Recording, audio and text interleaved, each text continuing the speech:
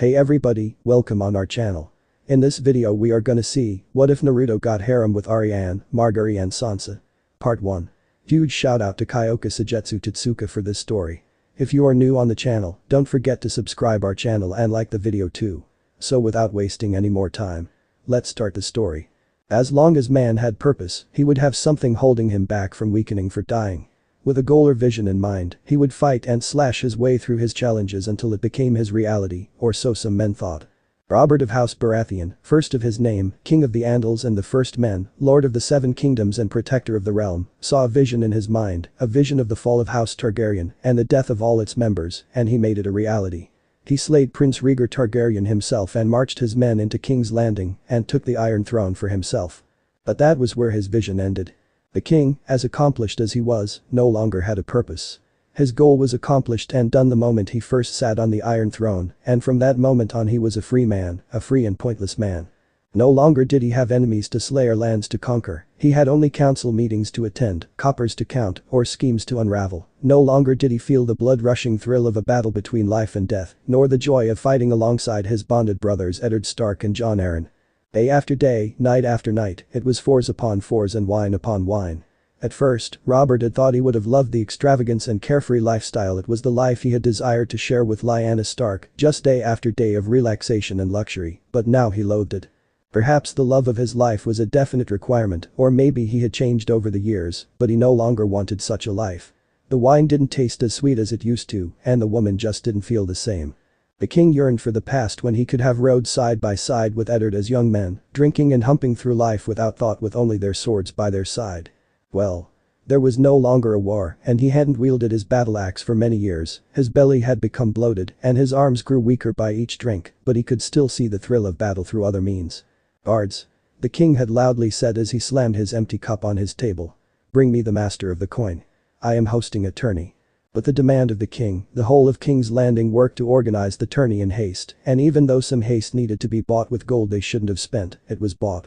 Within days hundreds of invitations were sent out to the many lords on the realm, and thousands of posters were plastered upon the walls over all the cities in the kingdom, attracting thousands of sell swords, knights or even peasants who want to make a name. The king wanted this even to become one to remember, and it was shaping up into precisely what he desired.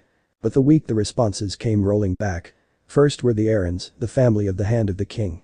Then came the Lannisters, the family of the Queen, Cersei Baratheon, and the Kingslayer, Jaime Lannister. Tywin Lannister had also said that he would be personally visiting the tourney, most likely looking forward to seeing his son win the tourney, or so Robert had claimed rather sarcastically. The Tully and many of the noble houses had decided to come, with only the Starks declining the invite, which was not too surprising to many, since the northern folk saw tourneys as a waste of gold. There was also many famous and noble knights aiming for the glory and fame, and of course the 50,000 gold dragons to the winner of the joust, 20,000 to the melee, and 20,000 for the archery.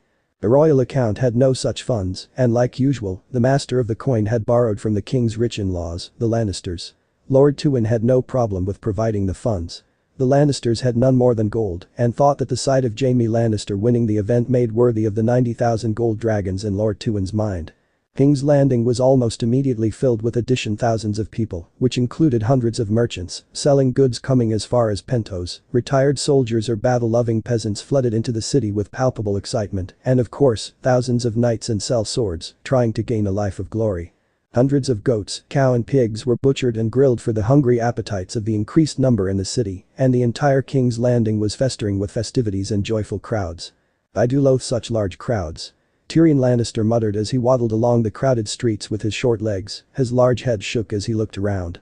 Our good King Robert relishes these tourneys, but I'm afraid I am rather ill-suited for such festivities. Jaime Lannister chuckled lightly as he walked behind his brother, ignoring the various looks he was getting from the women in the crowd. You are most ungrateful, brother. Father had paid much gold for such a massive event, and as his kin we should at least pretend to enjoy the tourney. I'm different from you, brother, I am not a knight and I do not gain any glory from such a suffocating crowd, though I do appreciate the fresh products that are coming into the city. The dwarf had a small smile on his lips as he remembered the 3 fours that made his magical night and the many that he hadn't betted yet. If I wasn't a Lannister or so loved by my family, I would have long moved to Lies and enjoy every night in bliss. Do try to not marry any of them, father will definitely not be happy with having another 4 daughter-in-law from you. The Lannisters, even the small one, could see countless banners on full mast all around the city. From the Pierce son of the House Martell to the White Falcon of the House Arianne, emblems fluttered in the wind as knights of almost all great houses rode into the city en masse. The neighs of horses were almost as loud as the merchants in middle of the market, and the gleaming shine of the suits of armor in sight was almost too bright to bear. Rubies, sapphire, emerald, red gold and diamond filled the market as a line of knights marched to the tourney arena. "So the Martells actually came," muttered Tyrion as he crossed his small arms. "I don't think I've seen them this close to King's Landing since the start of King Robert's reign." Jaime nodded with an apathetic nod. "Well. They really aren't admirers of our good Sir Gregor Clegane, and seeing how both him and the Hound are in this tourney, it only makes sense that they would come and try to take his honor." "Can you blame them?" Tyrion asked with a hint of mockery. "That giant of a man raped and killed their princess. If it was us and Cersei suffered that fate, you would have killed that mountain before he could take one last shit." The imp and the Kingslayer walked into the Red Keep and walked idly by the golden-cloaked watchers standing guard along the grand hallways of the king's home. The heavy steps of the armored knight stomped into the great hall, and the two brothers bowed to the king, who sat upon the Iron Throne. Robert had his usual cup of wine in his hand, and his face was almost as red as the Lannister emblem. His black hair was damp from sweat, and his bloated belly suggested he consumed more than a few rack of lamb. The great hall looked a lot different compared to when the Targaryens ruled. Instead of dragon skulls and sleek cold walls, the hall was covered with top-made tapestries and priceless artifacts. The gold inside the room was enough to feed a village of 500 for years, and the shining marble that covered the ground was so smooth people could use it was mirror. The only unchanged part of the hall was the Iron Throne, a monstrosity of a chair made of hundreds of melted swords. "Your Grace," greeted Jaime and Tyrion as he fell to one knee and bowed their heads. "Everything is accounted for and the tourney can start at any time." The Baratheon knights were already marching to the arena, led by the king's own brother, Renly Baratheon. The great houses have mostly arrived, and the lords have begun to settle into the viewing area. Robert bellowed a laugh and stood up. "Great," cried the king. "Let's get going. Prepare my steed and let us ride over with the knights." Robert stepped down from his throne and headed out of the great hall. "Ah, Tyrion, have you placed your bets today?" "Not yet, your grace, but I do hope to win quite a bit, so I don't think I'm going to bet on my dear brother here."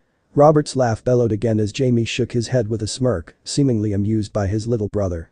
"I spent quite a bit on the ladies from Lies last night, so I need to win some back." "Oh, I know what you mean, I spend a lot of many things with those women the past week." Jaime had a dark look on his face as he forced himself to not glare at the king. While the Kingslayer had no desire for the king to bet his sister, he also hated the fact that he would so casually disregard his queen, as if she was some common four he bought. Cersei Lannister was one of the most desirable and beautiful women in the realm, and she deserved better. "Haha. Let's go see some action," cried Robert with a boisterous laugh. "No more slow meetings or menial copper counting, just men battling for honor, glory and fame." The sun felt particularly scorching. The seemingly yellow beams of light crashed down onto the dirt road leading up to the river gate of King's Landing, and every person walking on it. The dark hair of many sell swords and merchants felt extremely hot and dry in the summer heat, and many people appeared to be soaked in sweat. The horses pulling on large merchant carts were heaving, and the armor-clad knights looked ready to slash through the crowd into the city. The tourney was going to start very soon, and people were desperate to get into the city, contenders and attenders alike. "This is not good," thought a young man no older than 14 years. Lifting his now warm canteen of water, he gulped down whatever was left and threw it to the side. Even now, a very long line stretched behind him and an almost equally long line stood in front, with the gate so close yet so far. Based on the position of the sun he could tell it was almost noon, which was the start of the tourney, so it was not likely he was going to make it unless he did something about it.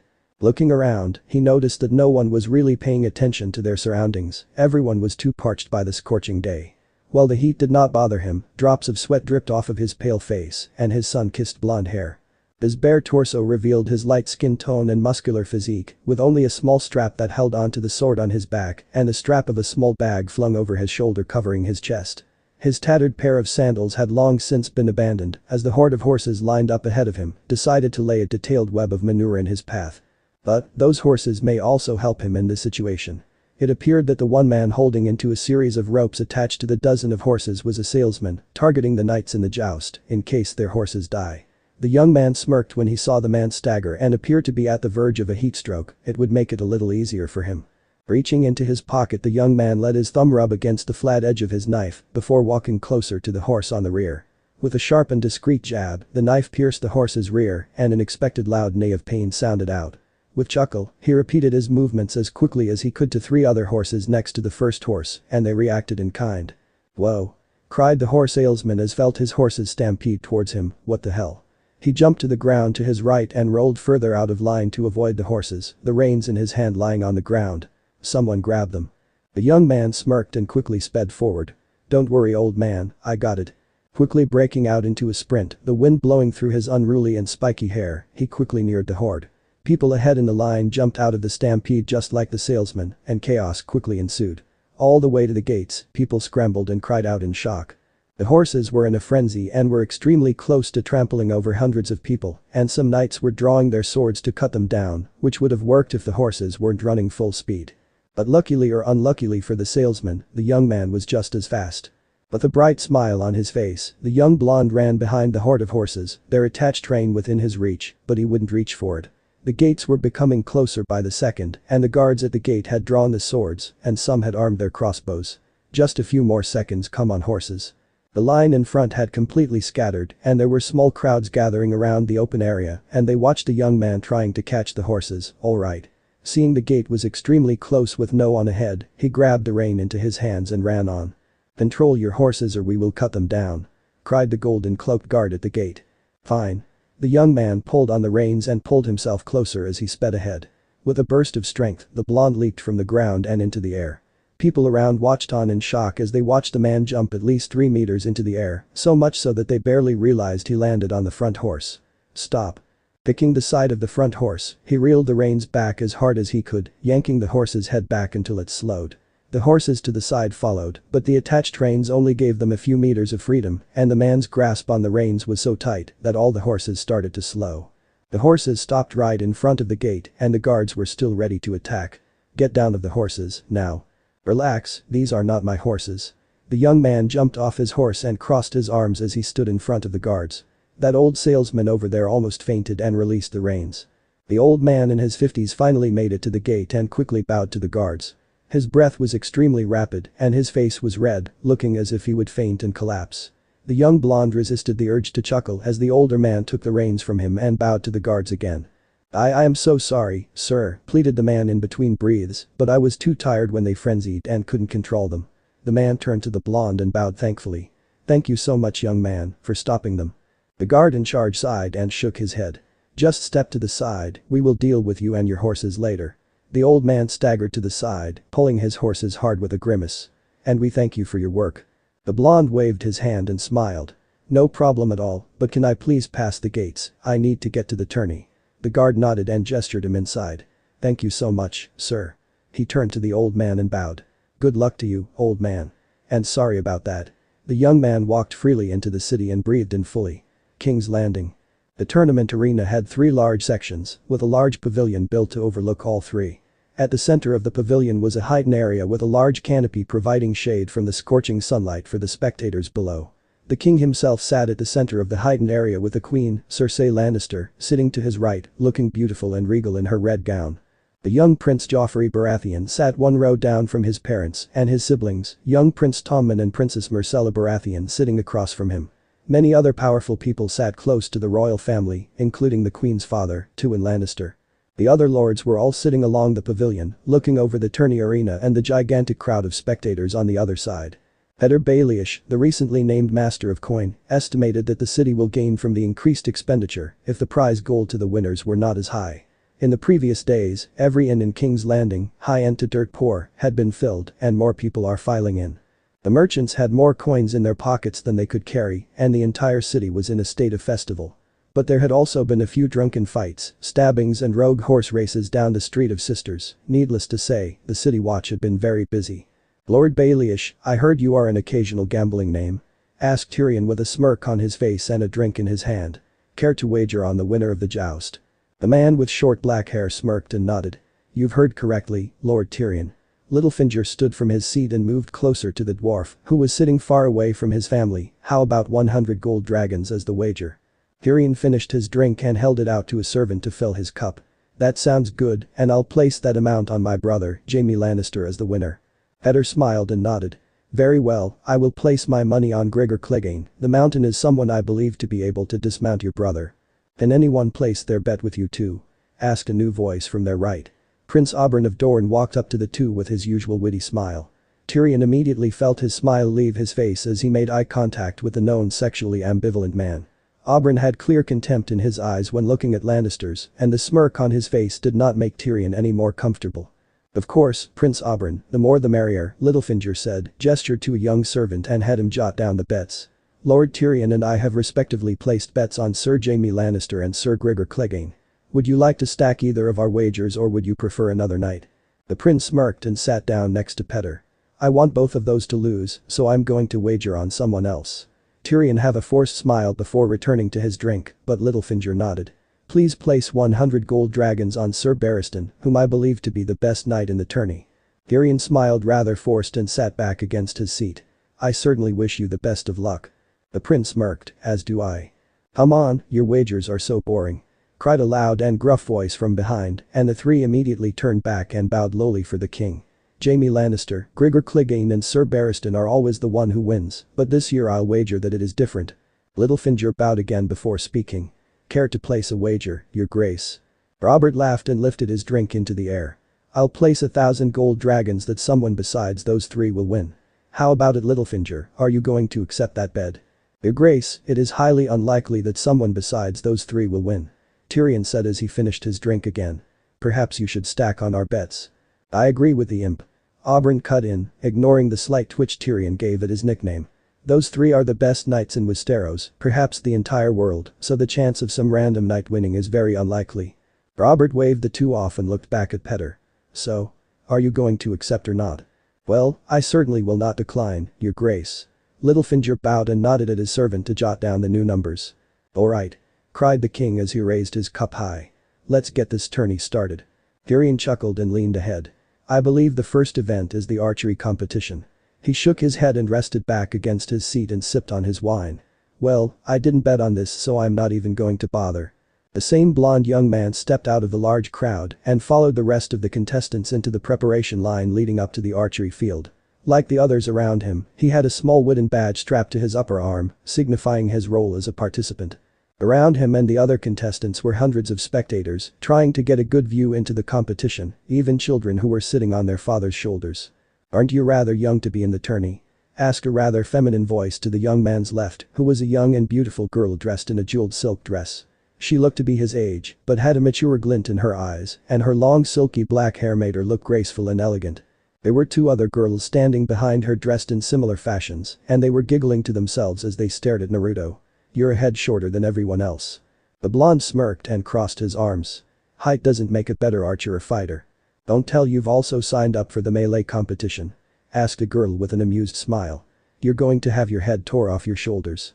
Her black hair blew in the wind as she shook her head with a small hint of condescension. "Deaths are allowed in the matches, but are still rare, so don't worry about me." The young man looked over at the girl with his peculiar blue eyes and smiled. "I like my chances in the matches." He turned back to the front of the line where people were slowly being led into the archery field. "And the archery competition is only shooting at targets, so it shouldn't be too lethal." "So what's your name?" asked a girl with a pretty smile, "just in case I have to tell the guards who the dead boy is." "My name is very weird, so you won't have trouble remembering it. I am Naruto of Lies." The girl laughed and covered her lips with her delicate fingers. "What kind of name is that?" Naruto chuckled back and shrugged. "My aunt told me I was named after a random sound our goat made the moment I was born." The girl laughed as her two friends continued to giggle. "What can I say? We're not a very educated family, but I've grown used to having it as a name." The blonde turned to the girls and smiled, revealing a surprisingly pearly white pair of teeth. "Who knows, maybe after today many people will remember that name." "You sure are optimistic." The girl stood up straight and crossed her arms. "Well, my name is Arianne Martell, and these are my cousins." Arianne gestured to the two girls next to her. "This is Tyne and Sorella, we've all come to see the tourney." Naruto had a look of wonder as he bowed to the girls. "My ladies, it's a pleasure to meet the princesses of Dorne. I should have known you'd recognize us by my last name." Arianne winked at Naruto and was about to speak more, but Tyne patted her shoulder and whispered something into her ear. Arianne looked reluctant at first, but nodded nonetheless. "Well, we have to go back to the viewing area to our parents, so if you manage to live pass today, we might see each other again." Naruto nodded and smiled one last time. "I look forward to it, my lady." Arianne winked again and walked off with her cousin, looking back at Naruto once before the crowd blocked her view. Good luck, Naruto. Thank you, my lady. You sure were interested in that boy, muttered Tyne with a knowing smile on her face. Sure, he was a cute boy and had a nice body, but he's a peasant and your father will be angry if you associate yourself with him. Sorella nodded along, agreeing with her sister. Arianne smiled and shrugged.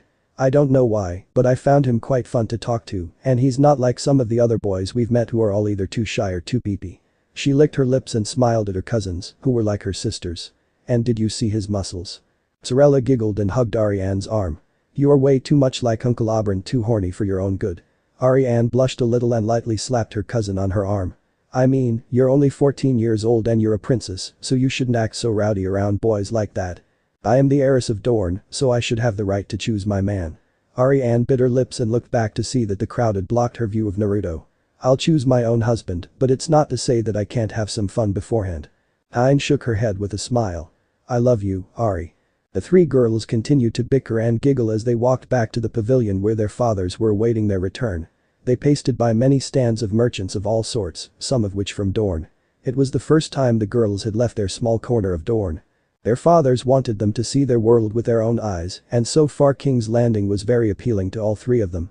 Arianne had been very excited to travel all the way to King's Landing with her best friends and cousins, and it had been a great trip. The pavilion soon came into view, and the noise began to die down as they walked back to the Dorne royal family area. The high-class people were all rather quiet compared to the thousands of bedding civilians, save the several people in the Lannister area, the imp and few others, if Arianne saw correctly. Her father, Prince Doran, sat next to his own brother, Prince Oberyn, as they watched the recently started archery competition. They both left their female companion back in Dorne, much to her Uncle Oberyn's chagrin, but her father had insisted that they remain seen as a proper and elegant family, and Princess Oberyn's sexual craze need to appear during their stay. Arianne was amused. She had always been quite close to her uncle, perhaps that was why she had also found herself desiring the warmth of the opposite sex. She had seen many a time her uncle and one of his many women engage in passion several times in their main courtyard if she remembered correctly. Prince Doran had been quite angry at his brother and had banned him from the courtyard for a fortnight, but it was far too little repercussion to deter the Red Viper from putting the gardens to good use, as he would say. I wonder how that Naruto boy would do, muttered Tyne as she lazily rested her head onto Arianne's shoulder when she was out of Princess Doran's sight. He's our age, how good can he be? Arianne shrugged as she sat up taller and stretched her neck. I don't even see him with all these people blocking the view. Sorella giggled as she sat elegantly with her hands on her lap. That's because he's short. The archery area was one of the larger sections in the tourney, second to only the melee area. It was a large grass field with many targets installed at various distances from the archer line. The first row of targets was only several meters in front of the archers. 15 archers lined up at once and tried for their shot at the target, and the one best result would remain for the second round with further targets. There were quite a few people in the competition, so even 14 people eliminated at each draw, the event well on for quite some time. From the distance, Arianne couldn't really see the precise results of the archers. She and her family were sat on the right side of the pavilion, and the archery field was on the left side of the arena, but she could tell that Naruto hadn't taken his turn yet. But she didn't have to wait long. When the next line of archers lined up, she clearly saw someone that was much younger than the rest and had a head of golden blonde hair. He held his bow and pulled an arrow from his quiver, preparing to let loose on his target at the call of the judge. Is that him? Asked Tyne as she sat forward and squinted her eyes. Arianne smiled and nodded. Yes, that's him. The young princess resisted the urge to giggle as she watched Naruto stand next to full-grown men who were all almost a head taller than him. He looked extremely out of place in the line. He's the only kid in the competition. Sorella shook her head and lightly patted Arianne's face. Stop staring at him with that pretty smile on your face, your father is going to notice. Arianne immediately turned away and looked at her father several rows above her before glaring back at her cousin. I'm serious, you have that look my father would have when he sees his women. Tyne giggled and nudged Arianne with her shoulder. Somebody is smitten over a peasant boy. I am not smiting over anyone. Sorella hugged Arianne's arm and snuggled closer to her, ignoring some looks they were getting. Aw, are you blushing? Shut up, said Arianne, trying to keep her voice at a moderate volume. Just watch the competition. The princess looked back at the archery field and noticed that the round had already finished. She quickly sat up taller to see where the blonde boy got sent after he lost, but much to her ever shock, she saw him standing with the other winner of the rounds. He looked serious and stoic down beside the other men and just waited for the other rounds to finish. Wow, he actually made it through the first round. Tyne smiled and sipped on her summer wine. I guess he's not as hopeless as we thought. Sorella sighed and rested back on her seat. Well, there are still plenty of rounds coming. She looked over at Arianne, who was still sitting tall and focusing on the match. Do you think he can actually win this thing? I highly doubt it. Tyne, the ever-realist or cynic, spoke what Arianne had wanted to say, but for some reason the princess was compelled to think otherwise. There was something about Naruto that made her want him to win. Naruto once again stood on an elevated plank of wood that supported the weight of 15 archers. It was the second round of the competition. From what the judges had told them, there will be 5 rounds, each round a number of contestants will be eliminated, and on the 5th round there will only be 2 archers left. With each round the targets will be placed further and further away, until the last round when the targets will be all the way on the other side of the field. Looking to his sides, Naruto noticed that he was the only person in his age group present. Most others were at least 10 years older than him. Some people were looking at him with strange glances, no doubt wondering how a kid fresh off his mother's teats made it into the second round. Naruto only chuckled at their ignorance. Being older does not necessarily make one a better archer. The blonde prided himself for being a marksman at 10. Alright you lot, draw your arrows. All 15 men drew the arrows back and aligned their eyes with the center of the target, several meters further than the first target. And release. Naruto's fingers confidently released his hold, and his arrow shot out, piercing the air with a small glint on the iron tip. His eyes followed it, the few seconds that it took to travel to the target, and remained locked onto it when it struck the target. It was just as he expected of himself. The arrowhead was supplanted right in the center of the target, earning him a perfect score. With a smile and a knowing expression, Naruto nodded at the other archers and walked over to the winner's waiting area again, waiting for round 3. Now more people were giving him strange looks, some of them even looked shocked. It confused Naruto. Hitting a target at such a distance was extremely easy, so he didn't understand why so many people were surprised he did it and why so many other couldn't do it. I guess my days of training behind the brothels and lies paid off. Time went on as steady as it always had, and Naruto passed round and round. Never once had his arrows hit any place but the dead center of the target, and he was attracting the attention of almost everyone watching. The 14-year-old boy continued to outmatch men twice his age with actual experience with a bow and arrow. But regardless of the others' outcome, Naruto kept emerging victorious in the matches. Some random man might also hit the dead center of the target, but when they were examined, Naruto's was either closer to the center or shot deeper into the target. Some people were starting to place last-minute bets on him winning, and he could swear he heard people asking for his name in the crowd. Then, in no time at all, it was the final round. The only 2 men left were Naruto of Lies and Lothar Brune, a freerider from the Stormlands. Did that child really make it to the final round? Asked Sir Jaime Lannister as he stood next to his fellow Kingsguard, Sir Barristan, as they awaited the start of the jousting competition. He looks barely older than 14 summers. You of all people should know that age doesn't really matter. Sir Barristan turned to the competition and stared at Naruto in wonder. But that one really strikes as odd. He looks relaxed and calm and completely confident. The famous knight crossed his arms and leaned back against a wooden post of the pavilion. Very interesting. Just above the 2 knights was the royal family. The king himself sat on the elevated area on the pavilion, and he watched with great interest at the last round of the competition. In his years he had never seen such a young man make it to the final rounds of a tourney, especially since the young blonde looked to be a peasant, just a normal civilian on the streets. But his demeanor and confidence did not reflect his appearance.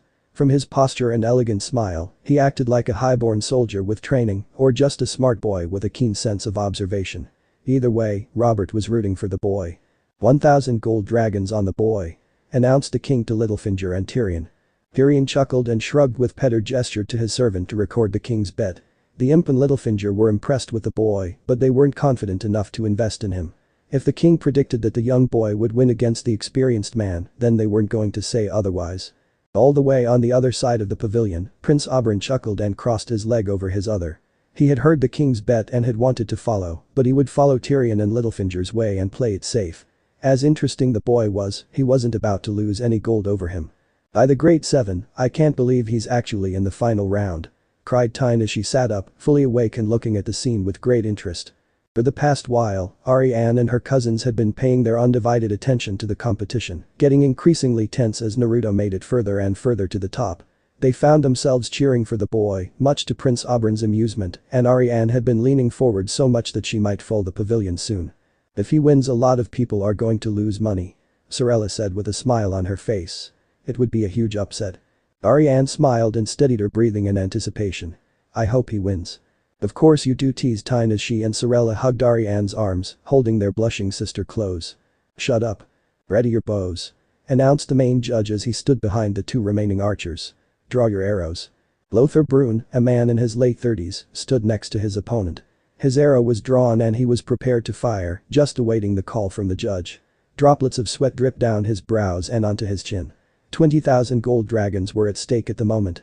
With such money he could quit his life as a freerider and maybe buy a high-class whore from Lies. He could enjoy the rest of his days in luxury and warmth, but he had someone standing in his way. A 14-year-old kid who managed to outmatch every opponent he came across. Damn this kid, thought the man as he resisted the urge to look at the boy, wondering how nervous he must be at the moment. Contrary to his opponent's belief, Naruto was quite calm. His arms were relaxed and his fingers were still, his breathing was quiet and steady, and his eyes were locked. This really was no challenge for him, even with such distance. No matter how far, given the right aim, any target could be hit. Naruto was used to moving targets. The real challenge would be to try to hit a moving target on horseback, with only one arrow in his quiver. A non-moving target while standing on a firm platform is absolutely ridiculous and, apparently to people in King's Landing, worth 20,000 gold dragons. Release. Naruto's fingers released his hold and just like before, his arrow sailed through the winds and across the field. As if time had slowed around him, Naruto's eyes focused on the tail of his arrow and watched it become closer and closer to the target, the marked spot of the center becoming larger. Then, one of Naruto's favorite sounds was heard, the sounds of the arrow hitting directly at the target. Once again, Naruto's arrow had planted itself right at the center of the target. A smile came onto his face as the crowd roared in applause, but then he noticed his opponent was cheering as well. Judges need a ruling. The three judges made their way over to the targets, and then Naruto saw. Both his and his opponent's arrows had struck the dead center of the target. It appeared that Lothar had noticed the same thing and had stopped his cheering. The entire crowd, including the highborns on the pavilion, was silent. All looking over at the judges and waiting for their ruling. What's the result? Cried a loud voice from the pavilion, and people looked over and saw the king standing up and looking over at the judges. The main judge ran over to the king and bowed. Your Grace, the two arrows had struck the exact same spot and were equally deep into the target, so we rule that a second arrow must be fired. Alright then, let's get going. Ordered the king as the judge scrambled back. The judges all stood behind the two contestants this time and were all paying their undivided attention to the targets far ahead. The old arrows were still attached to the targets as the second arrows were drawn. Draw your arrows. Lothar exhaled deeply as he drew his arm back and aimed for the target again. Release. Lothar watched his arrow follow the same path as his previous one. His heart started to beat faster as adrenaline slowed his perception. The arrow was traveling painfully slow as it neared its target, but it was looking very promising. He could practically smell the gold coming to him and feel the tightness of the woman he was going to buy. Then his arrow finally struck the target, very much like his previous shot, landing mere hairs away from the first arrow. Two arrows were attached to his target, one right on the target and one a hair's width beside it. But when he looked over to how Naruto did, his dreams shattered like his hope. Naruto's target had two arrows attached to it, but the first one had been split in half and was sprawled out like a whore's open legs. The second arrow had hit the exact same spot as the first, and it split the first arrow in half. The second arrow had pushed the first arrow's head deeper into the target and forced its own head into the target, enough to remain stuck to it. Naruto had struck the dead center twice in a row. We have a winner. Cried the main judge as he walked over to Naruto and lifted his arm into the air. Probably the youngest winner I have ever seen. The crowd roared into a phenomenal applause and people on the pavilion were on their feet cheering, the loudest were among the three Dornish girls to the right side. The king himself was clapping for the boy as was countless other lords and knights. All the while, Naruto smiled and bowed to both crowds and always had a smile on his face. I can't believe it. Cried Tyne loudly as she clapped hard for the boy. That guy actually did it. Arianne was on her feet and waved her arms around in celebration. She felt extremely happy for the young man and wanted to run down and congratulate him, but decided that it could wait. The peasant boy still needed to receive his prize of 20,000 gold dragons. You actually did it, Naruto. Damn, I should have betted on him. Muttered Prince Oberyn as he looked over at the king, who was laughing and raising his wine glass at the boy. Naruto bowed low for the king before the judges all turned to him.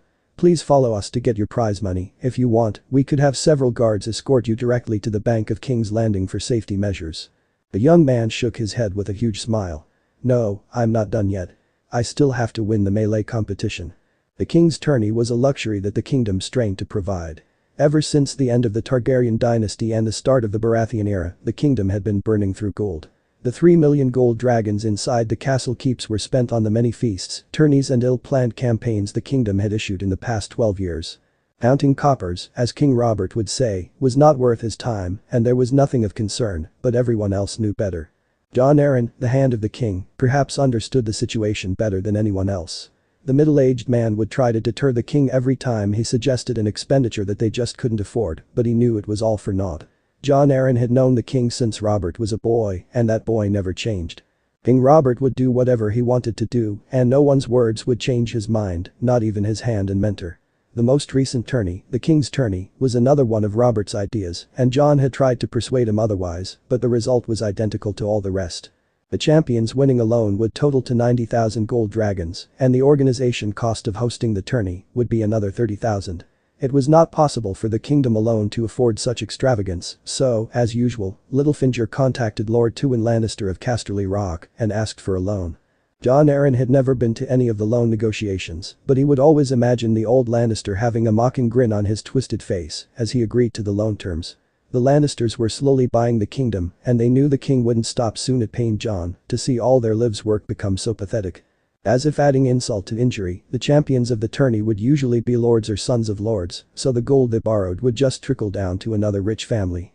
To make matters even worse, Jaime Lannister, the son of Tywin Lannister, would always be one of the knights to win, so Tywin Lannister's gold will just fall back into his pockets, while the kingdom would still be in his debt.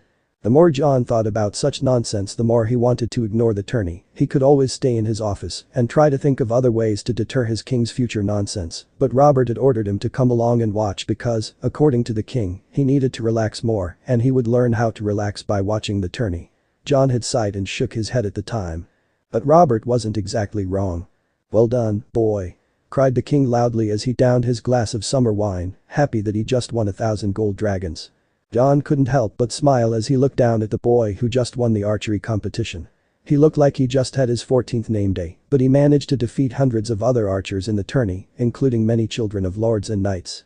A commoner winning the prize gold was one thing Jon hadn't expected, but it made him feel better. At least some of the gold wouldn't be going to the already fat pockets of lords or knights. Littlefinger smiled back at the king and bowed slightly. "Congratulations, your grace, that is a most unexpected outcome and a good wager." "Yes, indeed." Tyrion held his wine loosely to his lips as he sat back lazily on his seat. "That boy was certainly an oddity. I've never seen anyone split an arrow from so far away." Looking over to the many lords and commanders, Tyrion could already predict that many of them would try to recruit a boy before long. "He's already a much better archer than many we have in King's Landing." Tyrion looked a few rows above him and saw his lord father, Tywin Lannister, looking at the boy. He didn't look very interested, but there was a sense of intrigue in his narrowed eyes, something that Tywin Lannister passed off as praise. "Jon," cried the king loudly. "He's almost as good as you were back in the day." Jon smiled and nodded. "Yes, your grace." The hand bowed slightly to the king before looking back at the young champion. "It is wonderful to see such young champions come from the common people. I am growing tired of seeing the sons of lords and knights winning such tourneys." The king laughed and raised his glass to his old friend. "Well said. It is as you said, my lord Hand, but it does raise a question." Lord Mace Tyrell pondered as he sat on the left platform from the royal family. "I hire the best teachers in Westeros to train my son, Loras, and even though he is doing quite well, I doubt he has the same skill with a bow and arrow as that young man over there." Jon Arryn and Robert nodded. Both have heard of the young prodigy of the Tyrell family, Loras. "I wonder how that young man managed to get so good. What sort of training did he undergo?" "I would assume hunting," Prince Oberyn suddenly said as he walked up to the other lords. "I've met many people during my travels that are very good archers, and most of them because they hunt for their food." The prince sipped on his wine as he looked at the king. "Moving rabbits and wolves are much harder to hit compared to stationary targets." Robert chuckled and placed his cup down. "I believe there to be good merit in that theory, but I've been hunting for a good part of my life, and I can't split an arrow like that." The king laughed as his squire poured him more wine. "That little shit is already better than me at shooting." "Maybe some of us should take that boy in," suggested Renly Baratheon as he stood next to his brother, waiting for the joust to start. "Such talent should not be wasted." "Yes, I would very gladly take him under my house," Mace Tyrell spoke as he nodded at the king's brother. "I'm afraid I must fight you for him, Lord Tyrell," replied Prince Oberyn with a smile on his face. Such young talent is hard to find these days.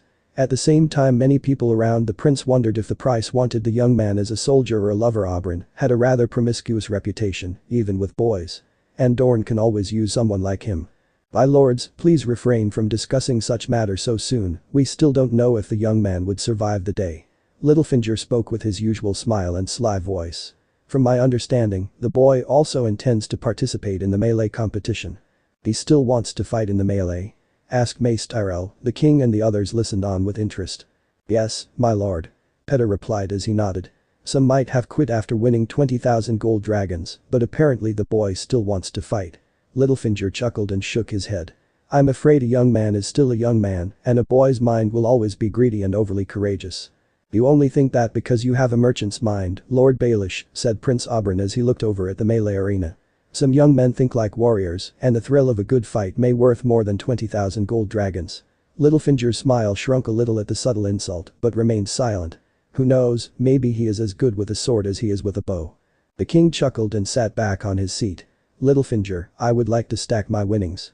Cried Robert as he pointed at the master of coin. That's 2,000 gold dragons on the boy. Arianne wanted to see Naruto one last time before he left, and she found him near the place she first met him. There were hundreds of people congratulating him, mainly other common people and civilians, and some of the other archers were patting him on the shoulder, though many others shot dirty glances at him. Arianne saw several large chests placed up on the archery stage and heard someone whispering about it being full of gold, so she assumed it was Naruto's prize money. But she was curious as to why Naruto was walking away from his gold and towards the other arena. Only then did she figure out that he was still going to fight in the melee. Why would you still want to fight in the melee? Cried Arianne loudly as she once again spoke with Naruto over a wooden fence. You already won the archery competition and got 20,000 gold dragons. You can buy a nice house and live a life of peace, why are you still risking your life in the melee? Naruto looked genuinely shocked when the girl started to yell at him the moment she walked up to him. Her pretty face contorted in anger as she pointed her finger at his face and stomped her bejeweled lace shoes on the ground. Her silky black hair was flung from one side to the other as she continued to verbally educate Naruto, not stopping for an entire minute. You're just crazy. Arianne finally stopped and breathed in heavily. Just take the gold and go. Please, my lady, just relax. Naruto smiled and placed his hands on his hips. I'm not going to die so easily. I may be young, but I'm a lot stronger than I look. Arianne's face turned red as she breathed in and tried to speak. Why, you are such an idiot. The blonde chuckled and crossed his arms. I must say I am flattered, though, I never thought the most beautiful girl in Dorne would be worried about little old me. Arianne grew redder, but for a different reason, and still couldn't speak properly. Some girls back in lies have said that I was handsome, but you are far more beautiful and elegant than them, so I am really surprised. I am not worried about you. Really? Asked Naruto with a sly smile. Your 1-minute angry speech suggested differently. Arianne tried to retort but couldn't think of anything clever to say. But seriously, Naruto muttered with joking aside. You don't have to worry about me, I have been using a sword since I was old enough to walk and I know I will be able to survive this. Arianne sighed before crossing her arms and stepped back. Whatever, I've said what I needed to say. I'll see you again, my lady, after I win this as well. The princess turned around after seeing Naruto's confident smile. I hope so.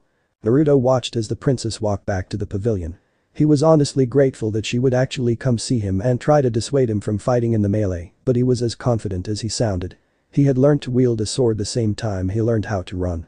A blade is like an extension of his arm, and he could claim that no one in lies could defeat him. For some reason he was blessed with extraordinary physical capabilities. He could outrun horses, have keener eyes than a falcon, he could lift a bull off its feet, and could run miles before feeling tired. No one could defeat him in lies, and he wondered if anyone could defeat him in King's Landing. I wonder. The waiting line for the melee was much like the one with archery, but there was even more people signed up for the melee. There were almost 300 people, and all of them had brought their own weapons. From where he was, Naruto could see warhammers, long swords, broadswords, maces, battle axes, or even daggers. All sorts of people had gathered for the event. The majority of the crowd was most likely sell swords hoping to become famous and earn their fortune, but there were also young knights and squires. Many people had even brought armor and shields, which placed Naruto in a distinct disadvantage since he only had his sword. There was a large waiting area for the fighters and a series of large benches for them to prepare for battle. Many had already sat down and were staring at Naruto as he walked in, wondering why the archery wonder boy was doing in the melee tent. The blonde ignored them and just sat down on one of the empty benches. Naruto unstrapped the blade from his back and held it in his hands. It was a simple broadsword, made of fine quality steel, an expensive weapon for a common young man. Naruto had acquired the sword after the local blacksmith of Lie's shop burned down. He had walked by when part of the building was still ablaze and saw a nice sword just lying on the floor, no doubt one of the blacksmith's better works. Seeing how the man was trapped inside the inferno anyway, Naruto took the sword for himself and had been training with it ever since. Time for our second victory, old friend, Naruto thought as he smiled and wiped his blade with a cloth. 20,000 not enough for you, boy? Asked a man in his 30s with oily dark brown hair. He had simple light armor on and held his sword by his hip. He looked like a common cell sword if there ever was one, so much so that he still reeked of wine and horse. Having grown up in lies, Naruto knew those smells well. Naruto gave a smile and shrugged. Who said I was in it for the gold? Maybe I want fame as well, and one archery champion title is not enough for that. It is when you're a boy. The man chuckled and sat down next to Naruto and started to prepare his sword with a whetstone. This is a man's game, and it's not a joke, not to mention that the people here would want to kill you even more, since you showed some of them off during the archery thing. Thanks for the warning, but I think I'll be fine.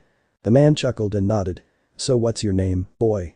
Naruto of Lies, what about you, stranger? Replied the blonde as he looked at the man with his sword in hand. The name's Braun, just a cell sword, looking forward to 20,000 gold dragons. Braun sheathed his sword and placed a small knife on under the strap of his shoulder. So you're from Lies? I heard the women there are the most beautiful in the world.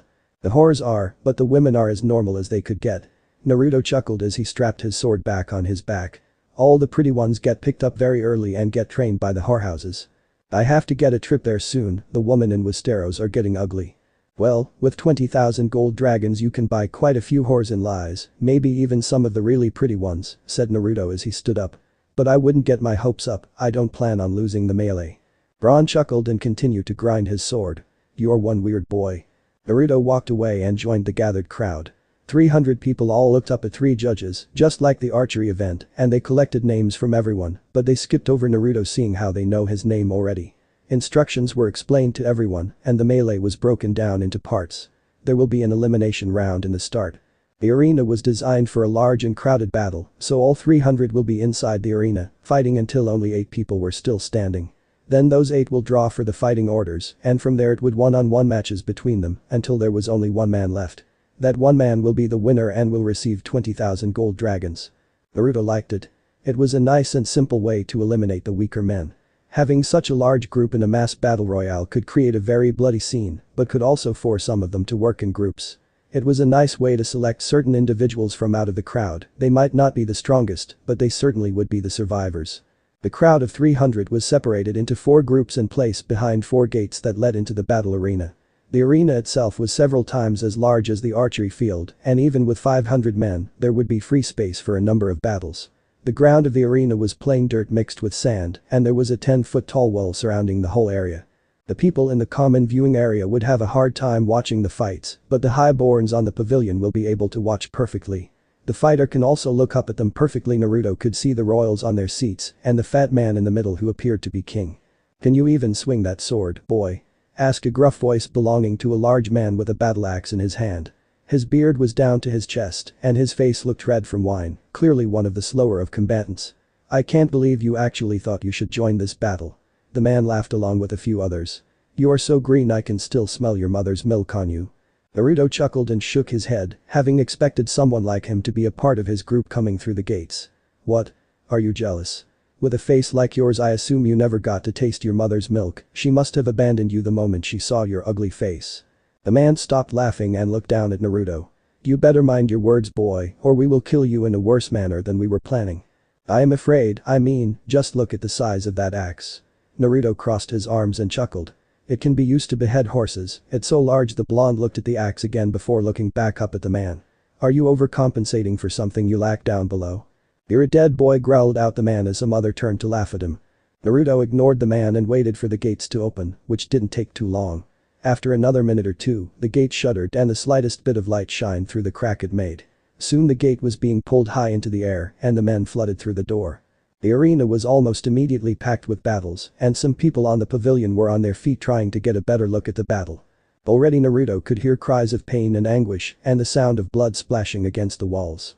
Killings were usually frowned upon, but certainly common in the melee, and Naruto was sure that many wanted to kill him, especially the big man with the axe that he humiliated. But he won't die today. You're dead, boy, cried the same man wielding his axe, lifting it over his head as he charged over at Naruto, planning to split him in half from the head down. Naruto sighed and ran towards him very quickly. With a burst of speed, Naruto was already at the man's feet with his own broadsword in his hand. The sound of blade piercing flesh reached Naruto's ears as his blade skewered the man through the stomach. Not wanting to feel the man's blood flow down his arm, Naruto quickly pulled his blade out and let the man fall to the ground, dead. Naruto did not remain still. Instead, he reached for the giant battle axe of the man and threw it at a man running towards him with his left hand, opening the man as blood splattered around him. This is going to get a little messy. The blonde sped ahead, his legs carrying him like the wind. He jumped into the air, his sword raised, and he slashed into the tallest man he could see. His steel clashed against the man's helm and immediately rendered the man unconscious. Naruto suddenly felt something nick against his back, so he quickly turned around and brought his left fist down on whoever was there, thus shattering the jaw and cheekbone of another man who fell to the ground bloodied. Grabbing the long sword the man had, Naruto ran off again, slashing his blades left and right at men's legs, the fastest way to render them unable to continue. It amazed Naruto that some people would cry out before they actually attack, giving away their positions to the people they want to kill, merely stupidity at work. Naruto hacked away the screamers and kicked away the criers. He placed his full strength behind the kicks and it caved in their breastplates and broke their ribsages. His slash sliced through their armor like paper, but Naruto would avoid lethal places if he could help him. And soon over half the men were on the ground. Many battles were still ongoing, but there was no one around Naruto at the moment, no one who still moved anyway. Holding his sword over his shoulder, Naruto scanned his surroundings and saw one man winning his battle. He was a tall man, but oddly skinny. He had a long spear in one hand and short sword in the other. He would spin his body around as people swarmed him, so his spear to cut people away from him and his short sword would pierce whoever made it pass his spear. It was a bad plan in Naruto's opinion, but he was still standing. Naruto decided to cut down the competition. He broke into a sprint again. The more room between him and the tall man was large, so it allowed him to run faster than before. So like the wind, Naruto was before the man before he noticed, and he jumped. It was a very good jump, almost 3 meters into the air. The man eventually saw Naruto, but it was far too late. Naruto's fist collided with the man's face, and several teeth flew out of his mouth. His eyes closed and his mind shut down before his long body crashed into the ground in a heap. "Let's finish this," cried Naruto as he readied his swords and slashed at his sides. "My gods, that boy is good with a sword," Mace Tyrell exclaimed as he sat forward to get a better view. And that punch was very well struck. The people watching on the pavilion had been paying attention to the young man since the gates opened and the men stormed. It was very shocking to some people watching that the boy had been so brutal. He stabbed a man through his stomach and opened another with a battle axe. The relentless battle seemed easy for the boy as he sped around the arena, hacking away at people's legs and avoiding every strike that came at him. Many saw how powerful he actually was. It was very clear that his kicks were able to crush some fighters' breastplates. And the fact that he jumped 3 meters into the air to knock out the tall man was enough for the people to see how special he truly was. The king laughed as he clapped at each good strike. "This is looking good." Prince Oberyn nodded as he found his seat next to Littlefinger and Tyrion. "That boy is quite good. I don't think I've seen someone move so quickly for many years." The group observed the tattered armor of some men lying on the ground after being attacked by the boy. And he certainly doesn't lack power, his kicks caved in that man's armor. Oberyn looked back at Lord Tyrell with a point. "I am definitely fighting you for his sword." Mace Tyrell smiled and raised his glass at Oberyn. "We shall see, Prince Oberyn." Tyrion was also quite intrigued by the boy, as was his father who was looking at the fight with interest. They have never seen a boy so talented and powerful since Jaime was young, and even Jaime Lannister didn't have strength enough to kick a man, with full armor, meters away. Tyrion could already see his father trying to recruit the boy back to Casterly Rock. The great Tywin Lannister had a good eye for talent, as his father would like people to say, but Tyrion mused that one need not a very good eye to spot talent on this young man. A few rows below the lords, Jaime Lannister himself and Sir Barristan watched the fight with great interest. The commander of the Kingsguard possessed the eternal task of recruiting talented young men, and Jaime could see the thought circling Barristan's mind already. The Kingslayer couldn't blame the older man, that young boy was clearly one of talent. Even Jaime himself at that age did not possess such speed and strength, nor did he at the present. In a few years, that could very well become one of the strongest in the realm. How in the world does he jump so high? Jaime pondered with amusement as he rested his back against a wooden post of the pavilion. That was almost 3 meters in the air. Sir Barristan looked rather emotionless as he crossed his arms. "Yes, most intriguing." The king's laughter could be heard by the whole pavilion. "That's a good lad. He's nearly earned my 4,000 gold dragons." Robert looked down at his children. Prince Joffrey, the heir apparent and boy of 10 name days, Princess Myrcella, a young girl of 7 name days, and young Prince Tommen, a boy of 5 name days. "That, my dear children, is how I expect you to be when you're of age, a true young warrior." Marcella nodded with a cute smile as did Tommen, but Joffrey just shrugged. Soon I'll teach you how to wield a warhammer. Cersei Lannister, the Queen of Westeros, sighed and looked away, finding her husband's drunken words annoying and embarrassing, but she did find the fight interesting. The boy reminded her a little of Jaime when they were young with his golden blonde hair and fierceness with a sword. Jon Arryn smiled at his king and chuckled at the young prince and princess.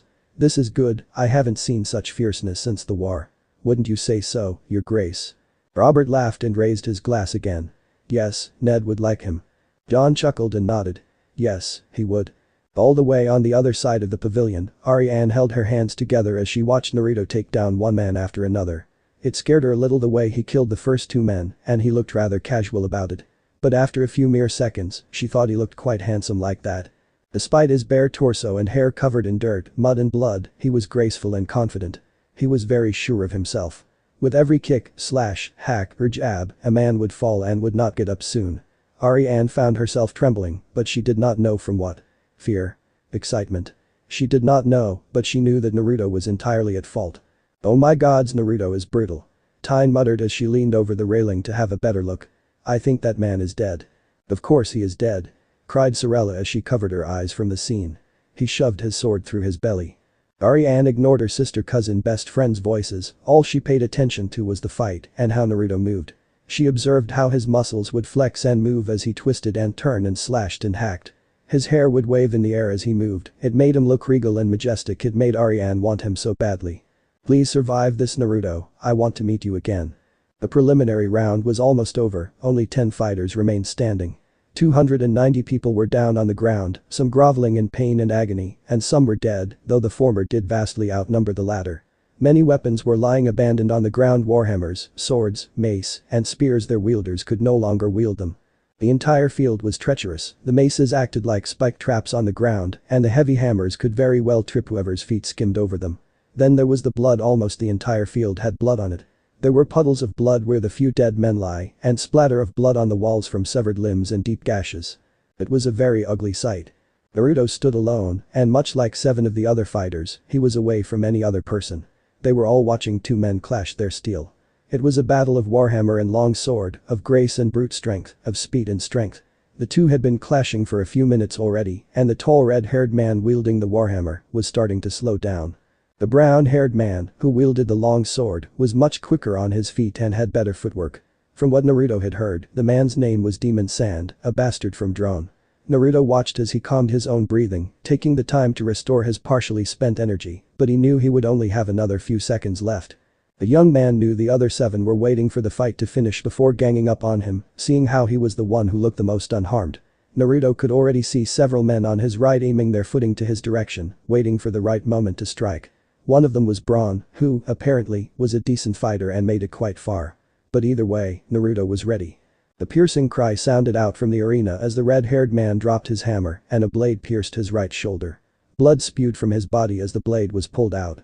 He fell to the ground in a heap and the competition was left with 9 people. 1 more must fall before the end of the round. Well, started Naruto with a smirk on his face.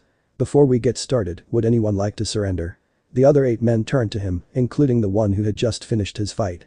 If one of you is willing to surrender, then no one will need to get hurt before going to the next round. The large man with yellow teeth grinned as he whirled his battle axe in his hand. The only one who's going to be hurting will be you. Let's get him. Cried another man before all 8 of them charged. Through the corner of his eyes, Naruto saw Arianne standing up from where she was sitting on the pavilion, along with many others watching.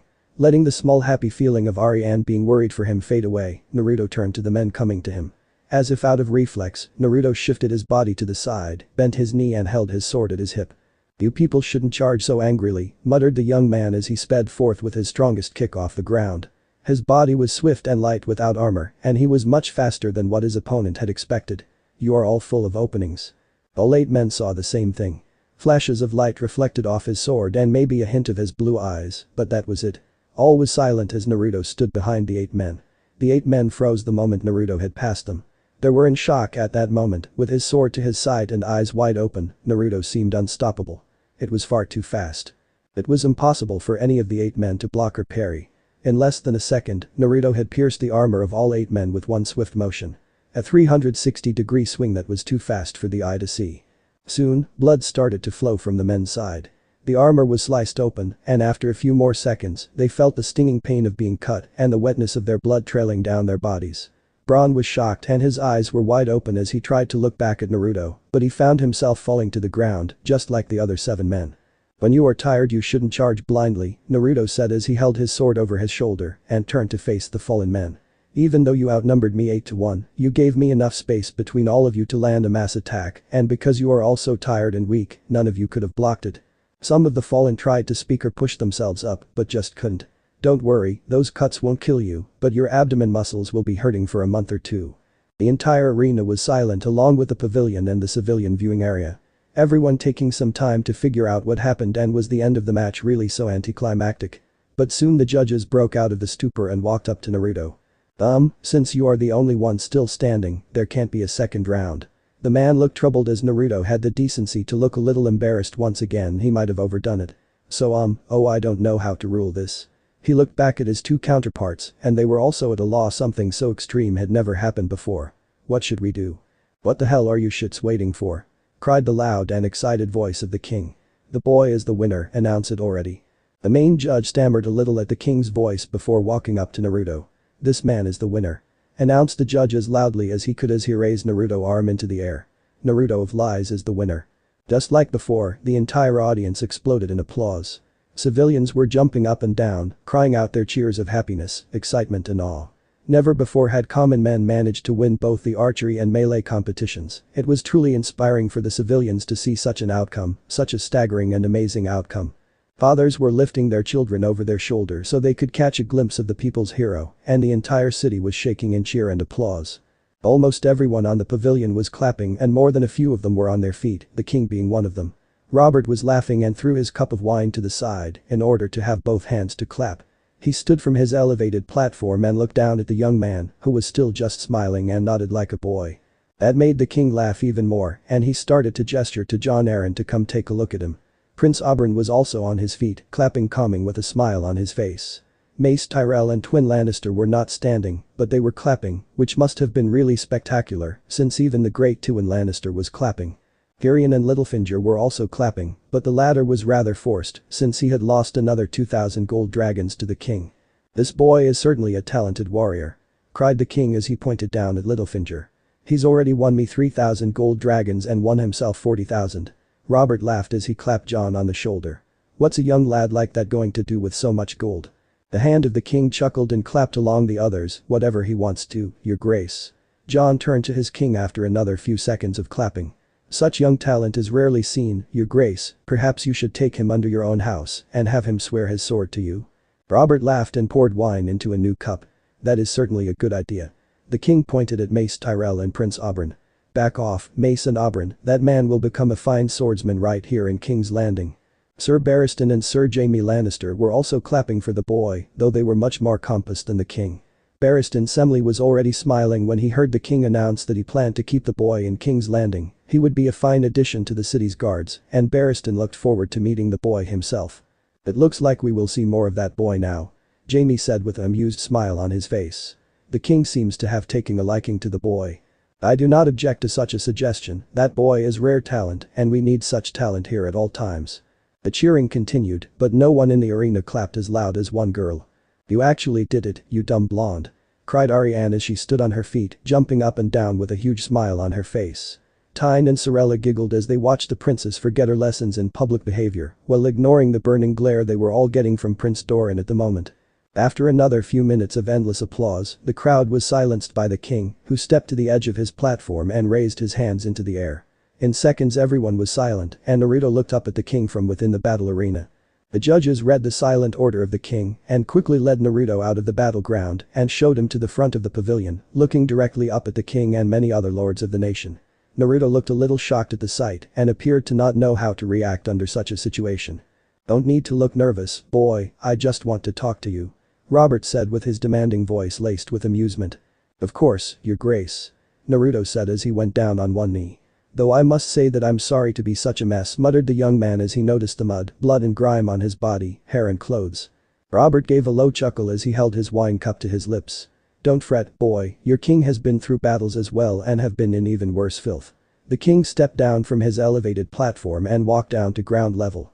So you've become the champion of both the archery competition and the melee. What are you going to do with your winnings? Naruto gave a chuckle and a sheepish smile. I don't know, your grace, maybe a nice supper and a warm bath. The king laughed as some others chuckled. You can do a lot more than that with 40,000 gold dragons. Robert stood directly in front Naruto and smiled down at him. Look up, boy. Naruto waited a second before looking up. What do you plan to do now, after the tourney is done? I also don't know, your grace, maybe return to Lies for a while and buy a house. You can buy a house and several whorehouses if you want. Joked Robert as he clapped Naruto on his shoulders, surprising the young man with his friendliness. But I have a better suggestion. Robert turned to his squire and gestured to his sword, to which the squire handed him and he placed on Naruto's shoulder. I, Robert of the House Baratheon, the first of his name, King of the Andals and the First Men, Lord of the Seven Kingdoms and Protector of the Realm, do so hereby grant you, Naruto of Lies, knighthood.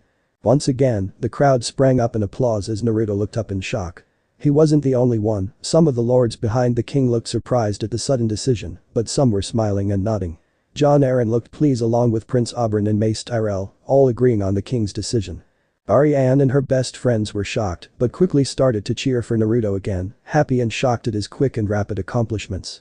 Don't look so shocked, boy, men have been knighted for less, and what you did today was truly worthy of knighthood. The king patted Naruto's shoulder and gestured him to stand up. Naruto stood and looked the king in the eyes. From today on, you will be addressed as Sir Naruto. Naruto smiled and bowed to the king. Thank you for this honor, your grace. Well, if you want to repay me for this honor, how about you stay in King's Landing and become one of my knights? The king smiled as Naruto was once again taken aback. He had always wondered where he could use his skills as a swordsman, and King's Landing sounds almost too good to be true. We always need strong and talented young men like yourself in King's Landing, so stay here and swear your sword to me. Naruto thought it over for a whole second, and in that second he figured out how easy it was to answer such a question. It would be my honor, your grace. Naruto said sincerely as he knelt to one knee. I would gladly swear my sword to you. The blonde held his sword out and placed it near the king's feet. My sword is yours. Good. Said Robert with a laugh as he patted for Naruto to stand up. Now that you're a knight, do you know what you can do now? Naruto looked a little confused as he shook his head. No, your grace. Robert chuckled as he gestured down to the third and final part of the tourney area. Now you can join in on the joust. The king's laughter rang out throughout the area as Naruto caught the implications. So how about it, do you want to try to win all three events of the tourney? Naruto smiled and bowed gratefully. I would certainly like to try, your grace. One of the longest but most joyful days in King's Landing was over. The sun had begun to set and an orange blanket covered the city, torches were starting to stand out and the moon was slowly emerging. Although the day had passed, the night was young and the ale was being passed around hundreds of cups at a time. The common folk old and young all flooded into the taverns and out of the inns to celebrate the incredible outcome of the tourney so far. Young boys called out their new hero's name as they ran around the crowded streets waving sticks of wood around, their parents watching with equal pride. Almost every common folk in the city had Naruto of Lies on the edge of their lips, never taking a break from extolling his accomplishments of defeating the rich and mighty. Somehow, the number of sons of lords and knights who entered the archery and melee competitions was leaked to the public, and now Naruto had become a living legend of a lowly peasant who managed to outmatch over 100 trained highborns and became a knight himself. Songs and poems were already starting to emerge on the streets, extolling his glorious day, his name becoming increasingly well known by the minute. The city was in such a strong frenzy that Naruto had nowhere to go. For the last 2 hours, Naruto had been inside the King's Landing Bank, speaking with one of the high commanding administrators regarding his 40,000 gold dragons. The man was most enthusiastic when Naruto decided to put the whole sum into a new account.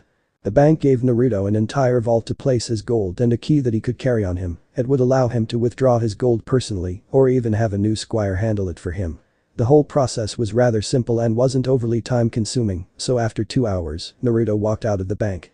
The moment Naruto walked out of the bank he found that there was a crowd gathered in front of the doors. Someone had seen him enter the bank with his 10 chests of gold and the word got out, people rushed from the whole city to the bank in order to see the new common hero with their own eyes. So, still in his bloodied and muddy clothes, Naruto was pulled into a crowd by arms fueled by frenzied excitement. He may have caught the first few questions fired at him, but the rest were drowned out by the hundreds of other voices yelling at the same time. Soon it grew so hectic that Naruto had to shove his way out of the crowd. By the time he freed himself with the horde of people, the crowd was still behind him, seemingly oblivious to his escape. Seeing that it might be his last chance, Naruto turned and ran away as fast as he could. So now, the new hero of King's Landing's common folk, or the people's champion, was huddled down behind several barrels of ale, trying to hide his overly conspicuous blonde hair from the light of the torches. Well, this sure is an interesting sight. Naruto nearly jumped and slashed his sword at the voice, but immediately stopped when he saw a familiar face standing behind him, the orange torchlight showcasing her pretty smile and amused expression. "Lady Arianne," muttered the young man softly. "It's nice to see you again." Arianne crossed her arms and looked down at Naruto sternly, her smile vanished. "I was expecting you to come find me after the melee, you did promise to come see me again if you survived." "I was planning to come see you, but after the king knighted me, people escorted me to the bank so I could deposit my winnings." Naruto looked around before standing up, making sure his face was hidden in the dark. "Then people started to swarm me, I almost got stuck inside a huge crowd, and I would have been stuck there for hours if I didn't run away." "What did you expect?" Arianne giggled lightly as she covered her lips. "Your victories as a common man made the common folk very happy, and the fact that you defeated so many knights and highborns only made you even more popular." "Well, I understand that, but I'm surprised at how crazy people are acting." "Then you wouldn't believe some of the stories people have made up already, at least I assume they are false stories." The girl crossed her arms and smirked. "I heard some sellsword saying that you are in fact a long-lost warlock from beyond the wall, who brought with him the skill of the wildlings." Naruto chuckled and shook his head. "Yeah, that's definitely made up." The young man looked around as the noise from within the tavern grew louder by the second. "But either way, I have to figure out a way to an inn so I can rest up before tomorrow." "You actually like you can find a room tonight?" asked the princess with a smile. "Gods, I give you way too much credit." Arianne shook her head and tugged on Naruto's arm. "Come with me, I'll get you ready for the night." Naruto followed the girl through the streets, bowing his head down as he walked by many groups of people. Thankfully, the only source of lights were from torches placed meters away from each other, so the people walking through the streets couldn't see him very well. It amazed Naruto that so many people could recognize him. His blonde hair was quite rare in most cases, but there were many others in town that had a similar shade. It must have been all the blood and mud on his clothes and hair. It must place a large target on his back as the new hero. Arianne made a turn around the corner and stepped into a back alley. The light was instantly gone, and the moon became their beacon. Naruto was surprised that a princess like Arianne would be willing to trek through such a dirty alley. He half expected her cry out or squeal when a large rat ran past their legs. But Arianne just kept walking while mumbling something to herself, as if trying to remember how many streets they have passed and where they were at the moment. Naruto smiled. Arianne was very interesting and cute. "Hold up." The princess whispered rather loudly as she stopped abruptly, just as they were about to walk out of the alleyway. "There's someone there." Some footsteps accompanied with drunken nonsense could be heard as a group of soldiers stumbled past the entrance of the alleyway and continued down further down the road. "Never mind, it was just a bunch of drunks." Arianne turned back to Naruto and finally noticed their position. A small amount of red appeared on her face, which was less than 2 inches away from Naruto's, and she could feel parts of Naruto's body pressing onto hers. It appeared she had stopped rather abruptly, and Naruto was left very close to her when they tried to keep silent, and he was staring straight into her eyes. "I don't think they saw you," whispered Arianne softly, her lips moving dangerously close to Naruto's. "That's good," replied the young man with a surprising amount of confidence, his eyes looking into Arianne's with great amusement. "We wouldn't want anyone to catch us. We should get going." Arianne pulled Naruto along again, but this time she was holding onto his hand and not his arm. "We're not far from the inn." The two continued their way down multiple alleyways and only several main roads. The sound of people drinking and celebrating was starting to fade, and the buildings they passed were becoming more and more grand and glorious. Soon they reached the back of a tall edifice of at least 10 stories, and Arianne had stopped right below it. "This is the inn?" asked Naruto as he looked up at the many lights inside the many rooms' windows. Arianne smiled and winked at the young man. "Yep, and we're at the top floor." With an excited smirk, the princess grabbed onto one of the dirty stones on the building and started to climb up. "Come on, follow behind me." Naruto chuckled as he looked up at the girl in amazement. "We're climbing up?" "Of course," replied Arianne as she looked back down at him. "How do you think I got out?" With another chuckle, Naruto followed after the girl. Climbing in the dark was a little dangerous, but it reminded Naruto of Lies a little. There were times when he would escape out of his home when his aunt was sleeping and explore the city. Sometimes he would climb up the taller buildings to catch a nice view of the night sky, but sometimes he would see more tits than stars. Climbing in King's Landing was a little harder. The stones were much more polished and well placed compared to the building back in Lies, which while were nice and elegant at times, were not as high quality. Looking up, Naruto saw that Arianne was actually climbing faster than him. She was almost halfway to the top already. One thing Naruto was sure of. No girl in lies could climb as good as the princess. Arianne was swift and confident when she would switch from stone to stone, and her footing was very steady, considering how she was wearing her jeweled sandals. Her silk dress and diamonds shimmered in the moonlight as she climbed, and even so she looked like she was having fun. Naruto sped up himself, using his strength to pull himself up faster.